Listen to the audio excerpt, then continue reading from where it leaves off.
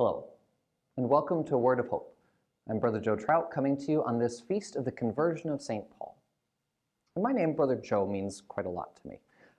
Before I became a Dominican, once I'd been accepted but was waiting to enter the novitiate, I'd heard from a lot of my classmates that they were going to take religious names, this old practice of taking on a new name as we enter into a life consecrated to God. And so I went to adoration and prayed about it and said, God, what do you want me to do? And it was quiet for a while, and kind of suddenly, out of really nowhere, this voice spoke to me, although I say that somewhat metaphorically. It was as if there's just a thought in my head that was definitely not my own, some other speaking. And it said, I want you to be Joe. And okay, well, I guess that settles it. I guess that's who I am. I'm Brother Joe.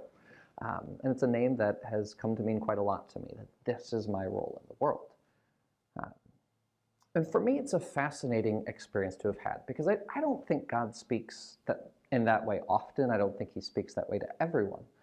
But there's a way in which Christians kind of pretend like God doesn't ever do that. That you'll often hear God works in the world through how we love one another, through our acts of love. God works in the world in that way. And that's definitely true. Right? God definitely is at work through our love with one another, that we are partakers in the very love of Christ, that we participate in his love for the world. But that's not the only way God works.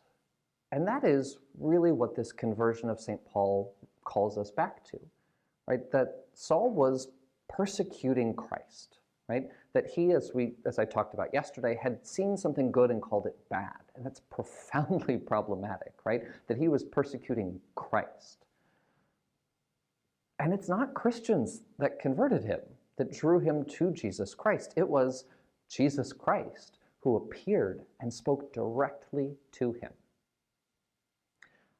That doesn't happen to everyone, right? That's manifestly obvious that not all people have that kind of experience that Paul had.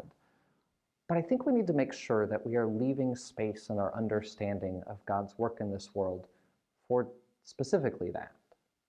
To know that, yes, we are people who carry out the mission of Christ, like Ananias did, caring for Paul afterwards.